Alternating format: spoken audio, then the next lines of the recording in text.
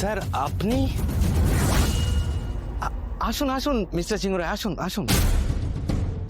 এই ওনাকে এক কাপ চা। না, আমি চা খাওয়ার জন্য এখানে আসিনি অফিসার। আপনি যে এখানে এসেছেন এটাই যথেষ্ট। আপনি দরকার হলে আমাকে একটা ফোন করতে পারতেন। আপনি এইভাবে চলে এটা ফোনে হতো না, একটা কেস রিওপেন করতে হবে। এই থানাতেই হয়েছিল 22 বছর আগের কেস। কি কেস স্যার? আপনি বসুন বসুন বসুন। রাজনন্দিনী সিংহ রায়ের কেস। আপনার এক্স ওয়াইফ রাইট? ও, তো আপনি নতুন কিছু লিড পেয়েছেন? পেয়েছি অফিসার, আমি নিজে সেই লিড। আপনি কি বলছেন স্যার? 22 বছর আগে এই থানায় যে কেস হয়েছিল, রাজনন্দিনী সিংহ রায়ের সেই কেস ফাইল আমি রিওপেন করার আর্জি জানাচ্ছি। তাকে খুন করার অভিযোগে আমি আর্য সিংহ রায় আত্মসমর্পণ করছি। Arrest me.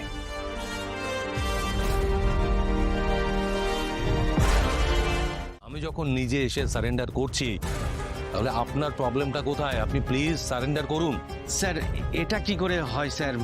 আপনার মতো একজন মানুষ, আপনার সারা দেশে এত নাম, আপনি কত মানুষের উপকার করেছেন, আর সেই আপনি। আমি অপরাধী তাই এসছি, অপরাধ করেছি, আমি স্বীকার করতে এসছি। আপনি প্লিজ আপনার কাজটা করে আমাকে প্লিজ প্লিজ সারেন্ডার করুন। আপনি পুরনো কেস ফাইলটা, 22 বছর আগের কেস ফাইলটা ওপেন করুন, ওখানে সব রকমের ইনফরমেশন পাবেন। প্লিজ। স্যার পকেট মানি করছিল, ধরেছি ব্যাটাকে। হ্যাঁ ঠিক আছে ঠিক আছে, এখন যাও। আচ্ছা, আপনি আমার জন্য আপনার কাজের ক্ষতি করবেন না। আপনি আপনার কাজটা করুন তাড়াতাড়ি, যা করার করে আমাকে অ্যারেস্ট করুন। আমি আমার স্টেটমেন্টটা আপনাকে দিতে চাই, সেই বয়ান আপনি নথিভুক্ত করুন প্লিজ। এইবার তুমি মুক্তি পাবেই অপর্ণা, তোমার দিকে আর কেউ কোনোদিন আঙুল তুলতে পারবে না।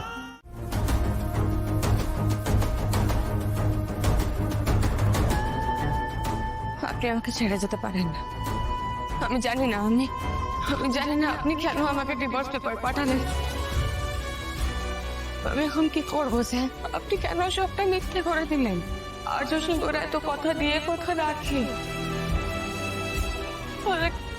কেন আপনি কথা দিয়ে ভেঙে দিলেন স্যার? আমরা কখনো আলাদা হব না। সব কিছুকে পেছনে ফেলে আমি তোমার হাত দুটো ধরে থাক সারা জীবনের জন্য। যেন আমার সব শক্তি শেষ হয়ে আসছে, আপনার থেকে আলাদা হয়ে যাচ্ছি বলে।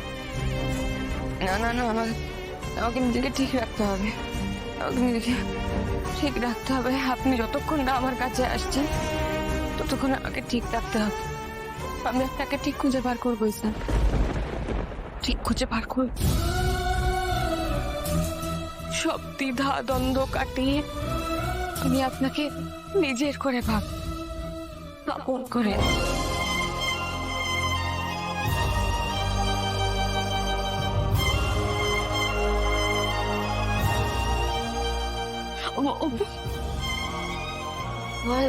কি হয়েছে? কি হয়েছে রুম্পা? তোকে খুঁজতে যাচ্ছিলাম, তুই চল ঘরে চল। কি হয়েছে তোকে এরকম লাগছে কেন? কি হয়েছে বল? তুই কিছু জানিস না তাই না রে অপু? মানে কি জানবো? কি বিষয়? কি হয়েছে? আমাকে কি বলছিস বল। স্যার আর্য স্যারের কিছু হয়েছে? কোনো অ্যাক্সিডেন্ট বা আর্য স্যারের কিছু হয়েছে না? আমার কথাটা একটুখানি প্লিজ শোন, চল ঘরে চল। কিন্তু দেখুন, আপনি না চাইলেও আপনি কিন্তু আমাদের কাছে স্পেশাল। আমি একজন ক্রিমিনাল, আশা করি ক্রিমিনাল কাকে বলে সেটা আপনাকে বুঝিয়ে দিতে হবে না। আমি নিজের প্রাক্তন স্ত্রীকে খুন করতে চেয়েছিলাম, কিন্তু সেটা তো প্রমাণ সাপেক্ষ। আমি তো নিজে বলছি, নিজে কনফেস করছি, কোর্টে গিয়েও সেই কথাই বলবো। আপনি কেন এত? একটা কথা, কোনো ভিজিটারের সঙ্গে আমি দেখা করতে চাই না। আপনার কোনো লয়ার? লয়ার দরকার নেই অফিসে। যদি কোনো পাবলিক প্রসিকিউটর চান তো ঠিক আছে, আদারওয়াইজ দরকার নেই।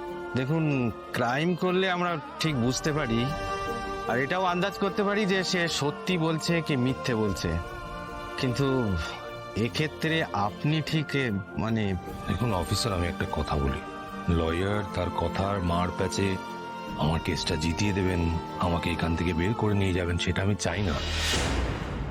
আমি সত্যি একজন ক্রিমিনাল, আমার কৃতকর্মের শাস্তি আমি ভোগ করতে চাই।